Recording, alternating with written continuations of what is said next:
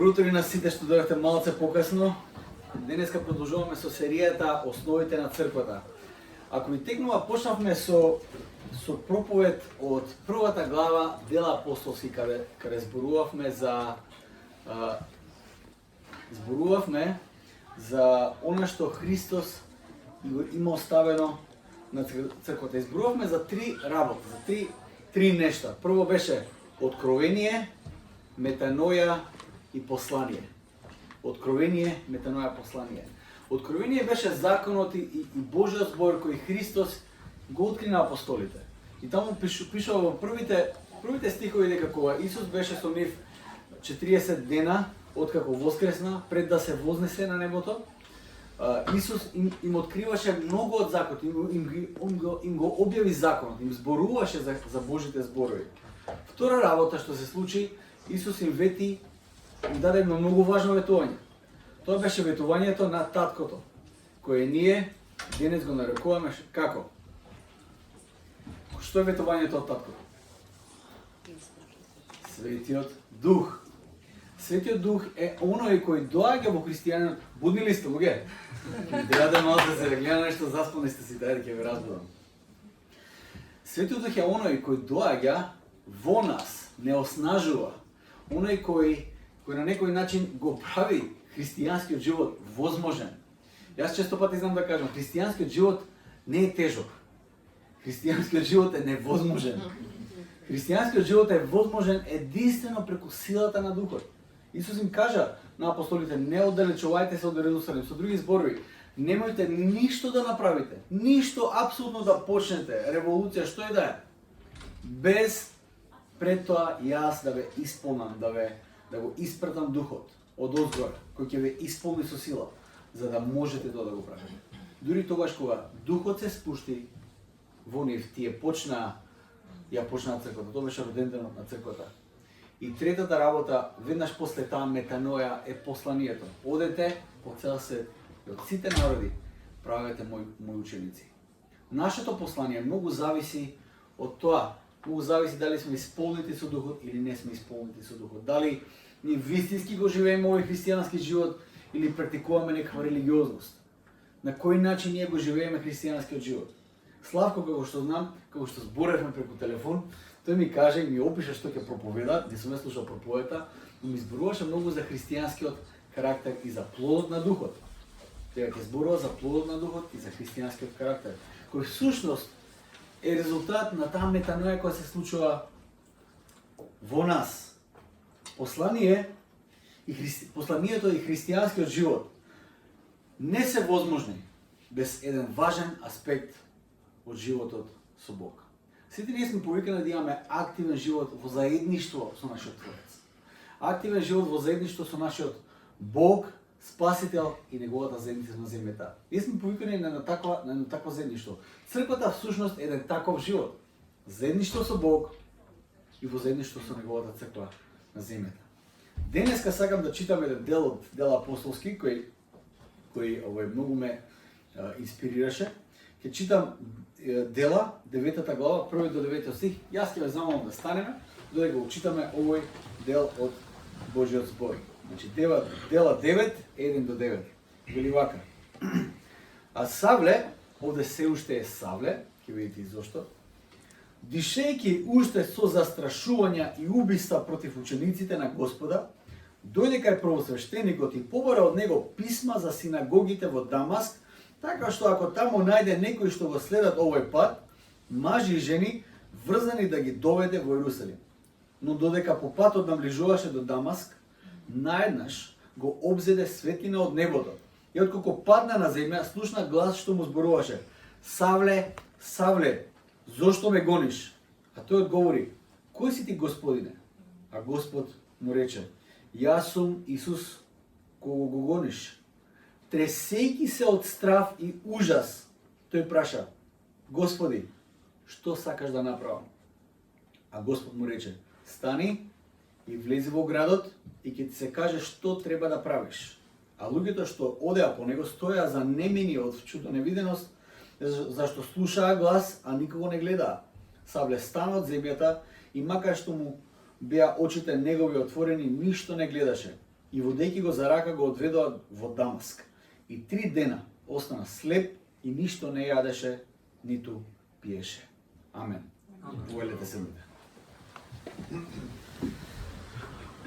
Ова е метанојата која доживеа Павле.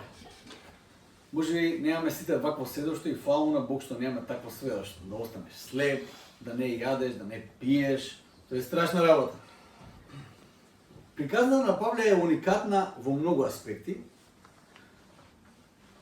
но истата приказна исто така и генерална и општа во најважниот аспект. Приказната на Павле е во суштина сведоштво на секој христијанин. Се почнува со средбата со Исус. Кај Павле не почна со, не знам, некој настан, од црквата организирала некој настан, некоја вечера, алфа курс или не знам што. Ти се многу важни работи, не ме разбирате погрешно, што и да организира црквата е важен контекст во кој ние ќе ги повикаме луѓето за една многу друга важна работа, за најважната работа. Тоа што го доживеа Павле. Тоа беше средбата со Исус. Во суштина, го читаме тоа сведоштво на Павле и навистина уникатно, но од друга страна е многу општо тоа што Павле го доживеал. Тој се сретнал со Исус. Дали Исус ќе го сретнеш преку видение како апостол Павле? Дали ќе го сретнеш преку некоја проповед кој го излева Божјото помазание? Дали ќе го сретнеш преку некоја песна во која Светиот Дух силно те допира од внатре? Дали ќе го сретнеш Исус преку животот на некој твој ближен или пријател? Не прави апсолутно никаква разлика. Без разлика, дали е проповед, дали е видение, што сака нека е. Најважната работа е да го доживееш тоа што Павле го доживеал, а тоа е средба со Исус. Не беше начинот и визијата кои беа важни во животот на Павле, туку беше самиот Исус кој направи огромна разлика во неговиот живот. Павле можеше да стане зависен од искуства, за да остане во таа некоја нова состојба. И знаете што, често пати ние знаме да не правиме таа грешка. Господ ќе ни се објави, ќе не допре на некој начин и ние наместо да го бараме него, ние го бараме искуството. Тоа го бараме, стануваме зависни од некаков циркус, од некакви магични чувства. Наместо да го бараме него, ние го бараме искуството. И знаете ли што? Господ нема да ни се даде на тој начин. Содека не го бараме него, тој нема да ни се даде. Во Дела 9 глава, 9 стих, ни кажа дека резултатот на таа средба која апостол Павле ја имаше е дека 3 дена остана слеп и ништо не јадеше и ништо не пиеше. Иако овде не пишува што правил Павле, што точно правил Павле, овде не е запишано дека Павле се молеше, читаше Стар Завет, пошто не можеше да чита, не можеше да гледа. Но писателот ни открива дека одговорот на Павле во контекст на искуството кое тој го имал придонело однесување кај него, преку кое тој не планирал да продолжи понатаму во животот на начинот на кој живеел досега. Се додека не се разреши оваа ситуација, му биле дадени инструкции, оди таму и ќе се каже што треба да правиш. Се додека не се разреши оваа ситуација, се додека не дојде одговор од Бог за тоа искуство, се додека Бог не го заврши тоа што го почнал да го зборува, се додека не биде најасно што таа средба со Исус бара од него, неговиот живот не може да продолжи понатаму. Тој ниту јаде, ниту пие. Едноставно става неверојатен крај на животот кој го живеел, но сака да знае како да почне сега. Интересно искуство, не исто нормално, слично имав јас кога се вративме од Осијек со Фани, од студиите и ја почнувавме малку поактивно таа мисија која имавме помеѓу младите, бенд, не знам што, камп, организиравме во Македонија за млади, за тинејџери, интересно беше. Јас сакав да знам што точно Бог бара од мене. Ама буквално, сакав да знам што Господ сака од мене да правам. Јас си реков сега ќе нема ни да јадам ни да пијам се додека Господ не ми зборува. И ништо не јадев, ни пиев, издржав ден и пол, што пак е многу, не е како Павле, 3 дена, ама ден и пол без јадење и пиење. Вода, веќе на вториот ден беше, чекам од кај се наоѓам. Но тоа што е интересно е дека Бог навистина почнува да зборува. Бог зборуваше многу работи. Ми даде поглед на нешто на кој досега не сум знаел дека Господ гледа на тие работи. Открива некој нешто, некои проблеми кои не сум ги знаел. Откри многу работи внатре во мене. Некои работи на кои јас сметав многу во животот. Една од тие работи на кои сметав беше, и тоа често пати знам да го кажам како пример, беше проповедништвото или дарот на говорење. Јас се потпирав многу на тој дар. Јас, како да кажам, као патарица ми беше, разбирате ли, кога кривев или кога се наоѓав во лоша состојба, со зборување јас ќе знаев да се изведам од ситуацијата. Тоа е некој природен талент кој Господ ми го дал мене, природен дар, и мислев дека затоа што Господ ми го дал, јас ќе му служам со тоа. Но Господ, после такво интензивно молење, Господ ми го побара тоа. Вика, дај ми го тој дар. Викам, Господи, окей, како ќе правам јас таа мисија, како ќе водам таа мисија, ако ти го дадам тоа. Ако едноставно нема веќе дар за зборување, нема веќе дар за проповедање, на кој начин јас тоа ќе го водам? Викам, Господи, ајде, ако го бараш, земи го. Не ми треба. И после Господ ми го побара она движење кое го почнавме. Значи имаше движење, тоа младинско движење кое го почнавме од нула. И тоа на мене лично ми беше како едно мое бебенце. Едноставно го почнавме, имавме бенд, имаше една интересна енергија, како да кажем, една интересна атмосфера помеѓу младите. Имаше момент кога што со таа прва група на млади имав чувство дека некогаш ќе ми кажем идеме пешки за Кина, ќе ме следе. Такво чувство имав од тој момент. Беа предадени многу во службата. Имавме, не знам, цело лето имавме богослужби за млади во Струмица и беше навистина прекрасно и благословено. Едни од најубавите сеќавања кои ги имав. Но Господ тогаш ми вика, ќе ми го дадеш ли ова движење? Ќе ми го дадеш ли тоа? Тоа беше многу тешко. И тоа што го разбрах јас во тој момент дека беше Господ се требаше да земе. Се требаше да земе, тој да го очисти, ќе го врати тој повторно. Но сега е очистено и е спремно за служба. Затоа што не можам јас да произведам од себе нешто доволно добро, кој ќе му кажам на Бог, еве тоа јас го направи за тебе. Види колку е убаво. Се треба да биде откупено, па дури и нашите најдобри намери, дури и нашето служење, дури и нашите дарови, кои природно ги имаме. Сите тие нешта треба да бидат откупени. Тоа што сега да го кажеме дека кога се вратив од студирање, сакав да знам на каде да продолжам. На кој начин да го продолжам животот, мисијата. Имав едно такво време на молитва, пост и Господ зборуваше. Се што сум работел, инвестирал, беше земено од мене и бидејќи Господ требаше да го прочисти, за да може да служи во неговата црква понатаму. Сведоштвото на Павле кој тој го имаше е таа дефиниција што зборувавме за метаноја. Неговиот живот се врти наопаку. Од прогонувач на црквата тој станува прогонет за црквата. Тој паѓа на некој начин, сега кога го гледаме неговиот статус, тој паѓа од конј, не паѓа од конј на магаре. Тој паѓа од конј на земја паѓа, баш така. Паѓа на земја.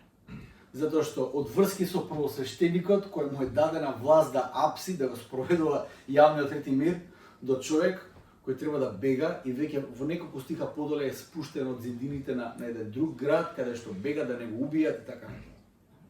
Растењето на црквата преку сведоштвото на променетите животи на луѓето овде во овој момент е многу важно. Средбите со Исус, кој секој еден поединечно ги има, но и како заедница се многу важни. Таа метаноја која црквата ја доживува постојано е многу важен аспект од нашиот раст. Постојано средба со Исус. Кој е резултатот на метаноја?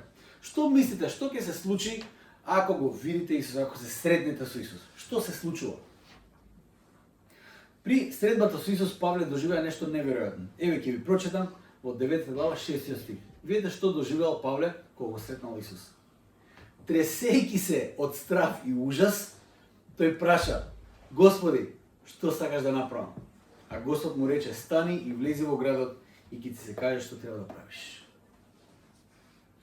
Тресењето на Павле овде не беше како резултат на температурна разлика, туку беше резултат на средба. Затоа апостол Павле се тресеше овде. Не се сеќавам последен пат кога сум бил во страв и ужас после некоја средба. Сте били ли во таква средба? Имали ли таква, или кога била таа последна средба, кога вие ќе се среднете со некој и после ќе се оддалечите и ве обзема страв и ужас од некој. Тоа го доживел апостол Павле. Страв и ужас. Дали во нашите замисли за средбата со Бог антиципираме или предпоставуваме она што Павле го доживел? Страв и ужас. Дали кога се молиме и викам Господе дојди, посети ме или допри ме, дали антиципираме страв и ужас? Дали понекогаш очекуваме да навлезе во нас страв и ужас? Што очекуваме? Очекуваме butterflies, пеперутки во стомакот? Очекуваме убави нешта? Апостол Павле бил обземен со страв и ужас. Дали таквиот страв и ужас било кога ги поврзуваме со Бог? Мислам дека никогаш, јас барем никогаш не ги поврзував тие нешта со Бог. Во многу наши видувања и замисли за тоа што значи животот со Бог, Бог е толку реално припитомен, што луѓето се во состојба да прават било какви карикатури од Бог, без никаков страв. Пред некој ден читав дека познатиот француски весник, ако ви текнува на тој Чарли Ебдо, тој што правеше карикатури од Бог, мислам, веќе не беше интересен да прави карикатури од Исус и Марија или што да е. Почна да прави карикатури од Мухамед, арно ама имаше после терористички напад, па им влегува таму во редакција и испотепа еден куп луѓе таму. Буквално цел тим испотепа терористи. Но сега гледам овај весникот продолжи да работи и река дека тие остануваат на својата основна мисија. Нивната основна мисија е општество без религија. Општество без Бог, без било каква религија, без вера. И за таа цел ова година организира конкурс и надпревар на темата Исмевање на Бог. Тоа е темата. Исмевање на Бог. Кој ќе направи најгрозна карикатура, тој победува. Кој најкреативно ќе го исмеува Бог, таа карикатура победува. Можеби делот вработените таму на тој весник имаат некој страв од терористички напад, но стравот од Бога не го искусиле. Верувајте ми, стравот од Бога не го искусиле, како што го искусил апостол Павле. Тоа не е стравот и ужасот кој апостол Павле го искусил при средбата со Исус.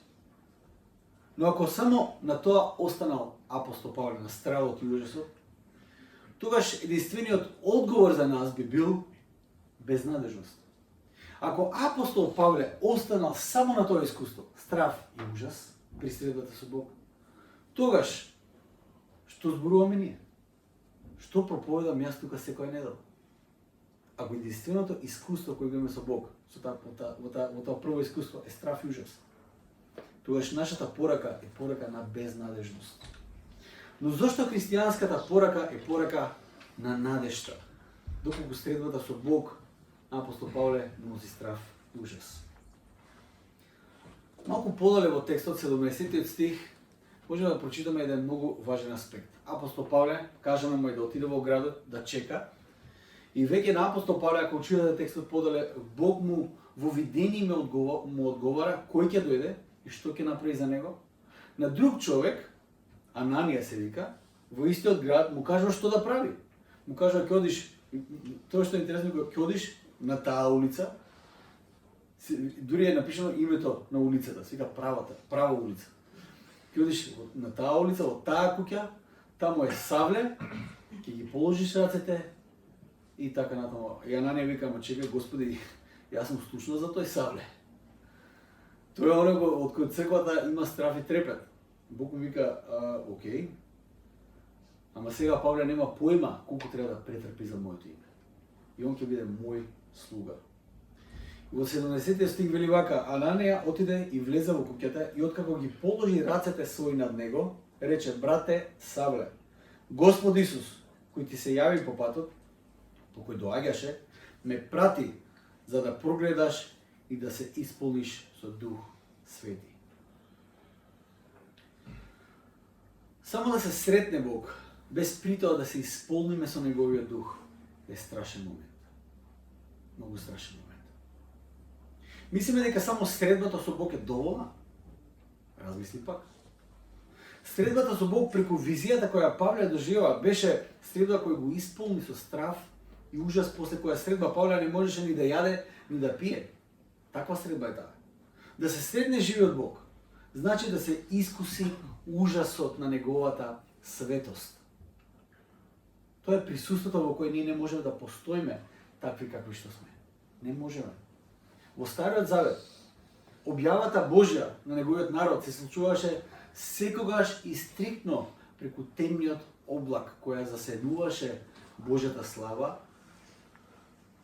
кој не служеше во тој момент за креирање шпекулации или теории на заговор, туку служеше како заштита на луѓето од Божјата слава, која е отворена таква каква што ја предизвикува страв и ужас кај луѓето. Моментот кога Бог им се објавува на израелците во Стариот Завет преку 10 заповеди, тоа беше момент кога целиот израелски народ, кој стоеше пред планината Синај, го слушна Божјиот глас како зборува. До моментот на Исусовото крштение, кога гласот од небото го препознава Исус како мојот возлюбен син, тој е веројатно единствениот момент кога цел народ слуша глас, го слуша Божјиот глас. Тој моментот на планината Синај кога Бог ги изговора 10 заповеди и сиот народ ги слуша. И еве нивната реакција. Во Излез 20, 18-27 вели вака: и сиот народ ги гледаше молњите и пламенот и гласот на трубата што трубеше и ја гледаше гората што се димеше, и откако го виде тоа, народот се уплаши и се оддалечи. Па му рекоа на Мојсей: зборувај ни ти и ние ќе слушаме. Но да не ни зборува нам Бог, за да не умреме. А Мојсей му рече на народот: не плашете се. Бог дојде за да ве испита и стравот негов да биде во вас, за да не грешите. И народот стоеше подалеко, а Мојсей појде кон мракот, кон темниот облак, каде што беше Бог. Како доживеа народот Божјиот глас, Божјата објава? Се уплаши, ги обзеде страв. Зошто Бог го направи тоа? Стравот Божи да биде во вас. Мислам дека тоа беше еден од клучните моменти во искуството на Павле, преку кој тој приметил дека си има работа со Бог, создател на се. Тоа што го обзел страв и ужас на апостол Павле, тој знаел дека тоа не е демон. Дека тој во овој момент има работа со живиот Бог. Зошто? Павле бил добро запознаен со искуствата на Божјиот народ во историјата. Многу добро запознаен. Како добар учител и фарисеј, апостол Павле, покрај доброто познавање на останатите традиции, и еврејски и нееврејски, веројатно го знаел целиот Стар Завет на памет, затоа што фарисеите го знаеле целиот Стар Завет на памет, од А до Ш. Па и различните толкувања за Стариот Завет, различните школи за како треба да се толкува Стариот Завет. Тој добро знаел како изгледа средбата со Бог. Секогаш, кога Бог се објавува, дали на народот, дали на некој негов слуга. Тој веројатно добро се сеќавал на мудроста која мудриот Соломон ја запишувал, дека почетокот на мудроста, што е почетокот на мудроста? Стравот од Господа. Апостол Павле тоа многу добро го знал. Почеток на мудроста е стравот од Господа.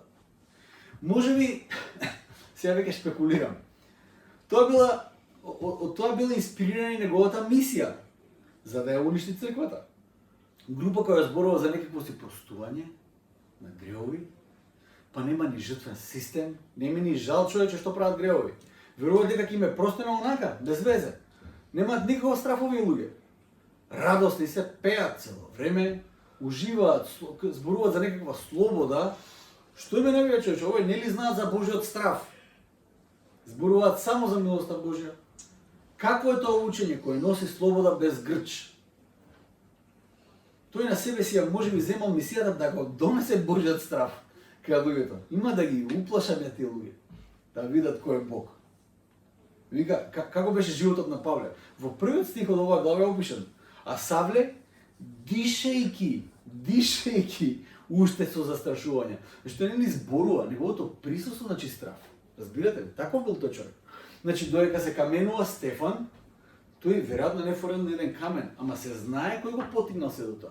Сите дошле и ги оставиле облеките пред Павле. Со други зборови, еве учителе, ние го извршивме тоа што треба да го извршиме. Тоа е тој. Савле го оправдуваше тоа.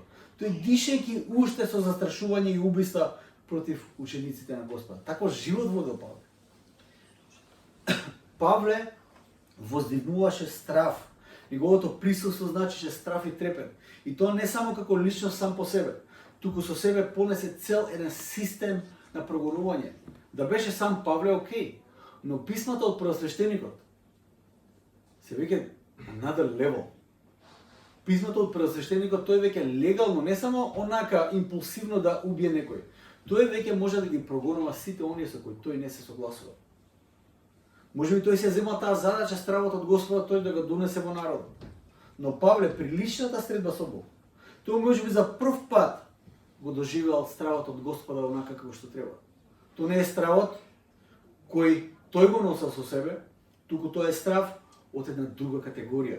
Тоа е страв кој предизвика ужас кај човекот без исполнувањето на Светиот Дух. При нашата средба со Бог, ние не можеме да ја поднесеме таа средба. Кога читам оваа случка, многу повеќе ги разбирам Христовите збори кога им кажуваше на апостолите за Светиот Дух, за утешителот кој тој ќе го прати. Исус им кажа на апостолите, но јас вистината ви ја кажувам, подобро е за вас јас да си отидам. Зашто ако не си отидам, утешителот нема да дојде кај вас. Ако пак заминам, ќе ви го пратам. Колку е важен Светиот Дух во животот на христијанин. Светиот Дух овозможува за нас. Во Новиот Завет го нарекува печатот. Печатот, тие што го имаат печатот на Светиот Дух. Тоа нас ни дава право, ни дава можност, ни дава способност да пристапиме пред Бог, пред нашиот Создател, без страф. Без страф. Единствено, не заради нас, не затоа што јас може да го направам, туку заради печатот на Светиот Дух. Светиот Дух е печатот на секој еден од нас, кој нас ни дава слободен пристап, без страф, да му пристапиме на Бог, да го гледаме тоа велелепство, да гледаме таа негова објава, да го гледаме на неговиот трон, како седи таму и ни е смело да пристапиме, затоа што Светиот Дух стави печат врз нас. Светиот Дух е оној кој нас не оспособува да пристапиме. Подобро е за вас да отидам, ќе ви го пратам утешителот. Кој е резултатот на присуството на Светиот Дух? Што значи да се доживее вистинска метаноја? Што значи да се доживее таа вистинска преобразба одвнатре? Во заклучокот на присоединувањето на апостол Павле кон црквата, 9 глава се однесува на тоа. Апостол Павле како почнува како прогонител и завршува како прогонуван заради црквата, и евангелистот Лука ни пишува што се случува. И Лука ни го запишува ова. Во 9 глава 31 стих вели вака: а црквата по цела Јудеја, Галилеја и Самарија беше во мир. Се изградуваше и живееше во страхопочит кон Господ и растеше во утехата на Светиот Дух. Стравот во Господа и утехата во Светиот Дух. Стравот во Господа и утехата во Светиот Дух. Како е можно да се најде страв или страхопочит и утеха и сето тоа заедно на едно место? Страв и утеха на една локација. Понекогаш кога Хана ќе се уплаши од некој, она стравот го наоѓа таму, но доаѓа на утеха кај мене. А како може да се најде и страв и утеха на една локација? Што значи да се живее вистинска метаноја? Дали е возможно да се помират тие две нешта на една единствена адреса? Како може да се најде страв и страхопочит и утеха на едно место во исто време? Правилното разбирање за Бог ги соединува сите аспекти на Бог. Не исклучува ниту еден од аспектите на Бог. Еден познат проповедник, J.C. Ryle, ќе каже: ако проповеда за Божјата љубов, проповеда исто така што Бог мрази. Ако проповедаме за Божјата љубов, да зборуваме што е тоа што Бог го мрази. Ако проповедаме, вика, ако го спомнуваш небото, спомни го и пеколот. Спомни ги сите аспекти на Бог. Проповедај го целото евангелие на Бог. Како што вели апостол Павле кога се обрека кон црквата во Ефес во дел апостолскиот тој дел, при нивната разделба им беше објавено на сите таму и на Павле и на сите таму пророци што биле во црквата дека заменувањето на Павле од Ефес назад кон Ерусалим ќе значи прогонство за Павле. Сепак Павле одлучува да оди таму без разлика на тоа што знае што ќе го налета во Ерусалим. Апсење, затвор, па и можно убиство. На апостол Павле им кажува и ги потсеќа, вели вака, во дела 20-27, бидејќи не пропуштив да ви ја соопштам во целост во волјата Божја. Во целост ви кажувам за сите аспекти на Бог, за сите аспекти на неговата мисија, на неговото работење, за сета цена која доаѓа и за благословите, но и за прогонствата кои доаѓаат со таквиот живот. Ви зборував за се, така да не се чудете, сега ако отидам во Ерусалим и бидам опсен, а дури убиен. Павле нагласува дека освен утехата и милоста, тој им зборува за светоста и страхопочитта кон Господа. Освен за слободата во Христос, тој зборува и за прогонството и можното затворање и заробеништво во светот. Вистината е дека црквата може да расте само тогаш, кога се изградува во страхопочит кон Господа и кога расте во утехата на духот. Евангелистот Лука не пропушта да ни ја долови сршта на животот на црквата. Тоа е сршта на животот на првата црква. Страхопочит кон Бога и утеха во духот. И двата аспекти се потребни за црквата вистински да расте. Светоста и страхопочитта и милоста и утехата одат рака под рака. Животот во страхопочит почнува со првиот чекор искажана милост и утеха од духот. Но утехата на духот нас не води во целосно предаден живот во светост и страхопочит кон Господ. Тоа е еден циклус, тоа е едно не е циклус, тоа е едно искуство кој го имаме со Бог. Во истиот момент, во средбата со Бог. Ти имаше на страхопочит кон тоа кој Бог е. Но во истиот момент тебе ти е дадена милост и утеха, дека можеш да пристапиш по милост. И таквиот пристап, таквиот прв чекор на милост, таквата искажана милост, тебе те носи во уште поголема предаденост и страхопочит кон Бог, знаејќи што ти е дадено, што ти е доверено, каква милост ти е искажана. Ако си во црква некое време, изборуваш и размислуваш само за Божјата милост, само за Божјата утеха и само тоа го бараш и само тоа го бараш, без да имаш страхопочит кон Господ, без да растеш во тоа предавање целосно на Господ, без да се предадеш целосно на Него, на Неговата волја, без да имаш дисциплиниран христијански живот, тоа зборуваме, знаете за кој концепт? Зборуваме за концептот на ефтина милост. Но Божјата милост може да биде се само не ефтина. Божјата милост е бесплатна, но не е ефтина. Божјата милост е многу скапа. Платена е со животот на Неговиот син. Не е ефтина. Бесплатна е за тебе, но не е ефтина. Апостол Павле во неговиот живот и неговото учење секогаш не охрабрува да ја живееме целосната вистина, да го живееме целосното Евангелие. И затоа што половичната вистина е уствари целосна лага. Да не се залажуваме. Пола вистина е целосна лага. Половичната вистина носи едно грдо лице на црквата или грда состојба на црквата. А тоа грда состојба на црквата има едно име и тоа за име се вика индиферентност. Дали некој сте биле индиферентни, незаинтересирани? Нема никаква страст, жар за Бог. Нема ништо, индиферентност. Јас само постојам како христијанин. Тоа е грдото лице на црквата, индиферентност. Индиферентност во црквата се должи на животот во религиозност без средба со Бог, без метаноја, без преобразба. Не е можно да се среќаваш со Бог редовно и да не бидеш исполнет со стравот Божи. Не е можно да се среќаваш со Бог и да бидеш индиферентен. Тоа е неможно. Средбата со Бог и стравот од Бог те доведува до тоа важно прашање кое апостол Павле го поставил. Еве го прашањето кое апостол Павле го има при средбата со Бог. Дела 9:6. Тресејќи се од страв и ужас, тој праша: Господи, што сакаш да направи? Точка.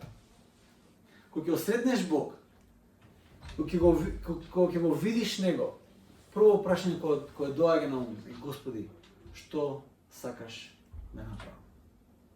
Павле ниту јадеше, ниту пиеше се додека не доби одговор на тоа прашање. Не можеш, например, не можеш од нешто да се откажеш? Стварно. Не можеш нешто да оставиш? Стварно. Те тепа некаква индиферентност. Може би треба да се вратиш кај Бог, да го запознаеш Бог, кој е Бог. Може би треба да видиш кој е Бог вистински, да имаш таа средба со Бог. Каде што ќе видиш неговата величие. Зашто зборуваме ни тука? За каква средба со Бог станува збор овде? Не можеш да се посветиш на нешто. Стварно. Зашто зборуваме ни тука? Со кого мислиш дека се среќаваш кога пристапуваш во односот со Бог? Средбата со Бог треба да произведе една таква предаденост како апостол Павле. Постојаната средба со Бог. Предаденост во која ти му кажеш на Бог: кажи ми, Господи, што сега да направам. Макар тоа значи да не јадам и да не пијам. Макар тоа да значи да се откажам од најсуштинскиот дел од мене. Макар тоа да значи целосно да предадам се што имам. Што и да значи тоа? Јас ќе го направам. Затоа што сега гледам кој си ти. Затоа што сега знам кој Бог си ти. Сега разбирам колку милост ми искажена. Не можеш да се откажеш од нешто. Не можеш да предадеш нешто. Не можеш да се посветиш на нешто. Прашањето не е дали можеш или не можеш. Прашањето секогаш е дали имаш средба со Бог. Затоа што само во погледот на средбата со Бог можеме да го направиме тој чекор што апостол Павле го прави. При средбата со Бог апостол Павле се откажа од храна и вода, се додека не му беше одговорено прашањето што треба да направи сега после таа средба. Мисијата која Бог му ја довери, животот во кој тој беше повикан, беше поважен од најсуштинските нешта кои се дел од твојот живот сега. За апостол Павле, предаденоста кон таа цел беше поважна дури од храната и од водата. Твојата целосна предаденост на Бог директно зависи од твојата секојдневна средба со Бог. Секојдневната средба со Бог треба да те исполнува со стравот од Господа, но токму тоа е средбата во која Бог те исполнува исто така и со утехата од Духот. И сакам да ве прашам како црква, но и како поединци. Дали си го сретнал Исус? Дали си имал таква средба со Исус? Дали си го сретнал воскреснатиот Исус во твојот живот? Многу важно прашање. Дали Исус те сретнал и те прашал: Живко, што правиш овде? Живко, зошто го правиш ова? Дали неговиот глас кој ќе го сретнеме е толку силен, толку остар, толку директен, што ние немаме друг одговор освен кој си ти, што треба да направам? Немам друг одговор. Дали си го сретнал Исус во твојот живот? Или те тепа некаква индиферентност? Или те тепа некоја летаргија во животот? Или животот ти е поделен на нормален живот и на црковен живот? Дали си го сретнал Исус во твојот живот? Ако не, барај таа средба со Него. Барај, затоа што не сме повикани во овој свет да бидеме индиферентни. Има премногу скептици, има премногу индиферентни луѓе, има премногу циници во овој свет, за ние да бидеме уште едни од тие. Ако ние сме повикани да носиме пораката на надежта, ние може да... Единствено што не смееме да бидеме индиферентни. Не смееме да бидеме. Не може да бидеме. Резултатот средбата со Исус не може да биде индиферентност, незаинтересираност. Резултатот средбата со Исус е целосна предаденост на волјата Негова, на она што Тој го има за твојот живот. На повикот кој Тој го ставил во твоето срце да ти тежи. Па макар да ти се објави како на апостол Павле, ако одиш во Ерусалим, па и цела црква го сопираше, го молеше да не оди. Не оди таму, таму ќе те фатат. ќе те заробат, може и ќе те убијат. Апостол Павле вика, баш ми е гајле. Јас не може да бидам индиферентен на она каде што Господ мене ме води, каде што ме носи неговиот пат. Јас содам, макар тоа да значи и крај за мене. Дали е тебе индиферентност? Дојди кај Господ, имај средба со него. Бар ја таа средба каде што Господ ќе се објави на еден таков начин. Знаете, толку силна беше таа средба, што не остана таа лична средба само за апостол Павле. Дури другите околу него. Може би него видоа Исус, но го слушна неговиот глас. Понатаму неговиот живот беше уште погласен. Веќе луѓето знаеа кој е апостол Павле. Луѓето слушнаа за неговиот живот и за неговата мисија. Прашањето за секој еден од нас останува. Кој е резултатот од средбата кој го имаме јас и ти секој ден? Со каков пристапуваме секојдневно на Божиот збор кога го читаме? Дали сме возбудени? Дали сме возбудени да видиме што Господ денес има да ни каже? Што Господ денес има да ни пренесе? На што денес Господ ќе не повика? Дали сме возбудени секој ден во нешто тивко време да го слушнеме неговиот глас? Тој застрашувачки, но и утешителен глас. Дали секој ден пристапувам на Божиот збор со таа стравопочит, дека јас пристапувам во односот со живиот Бог, оној кој создал целата вселена. И со таа утеха дека тој слободно ме поикува да пристапам, да го читам неговиот збор и да пристапам во молитва затоа што знам дека ќе ме слушне. Дали секој ден со тој жар пристапам во неговиот збор, да слушнам да видам што има тој да ми каже. И после секој читање, после секој тивко време, знам дека нема да си заменам ист. Зашто Господ ме менува секој ден, малку по малку, од внатре.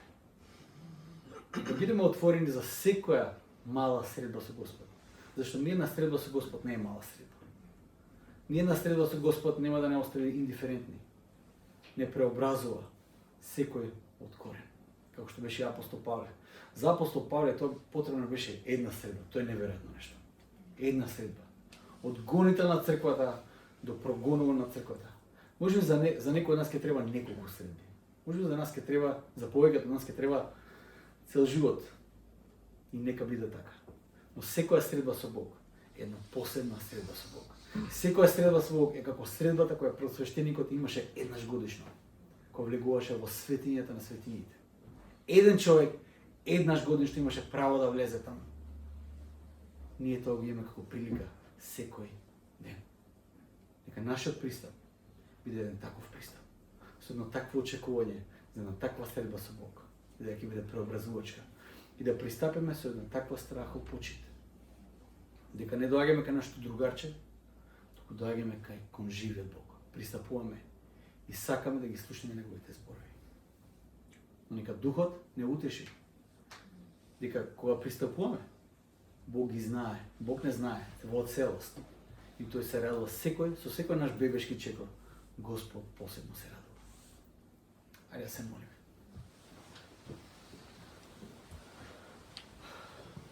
Татко наш небесен, ти благодариме, Господи, за Твојата жртва на крстот, која навистина отвори пат. Отвори пат да влеземе во Твоето величие. Да те гледаме, Господи Боже мој, без страв, без трепет, без ужас, туку целосно слободни. Знаејќи дека, Господи, ти не повикуваш во тоа заедништво. Ти не повикуваш во тој благослов кој ти го имаш за нас. Господи, јас сега се молам да ти ни простиш.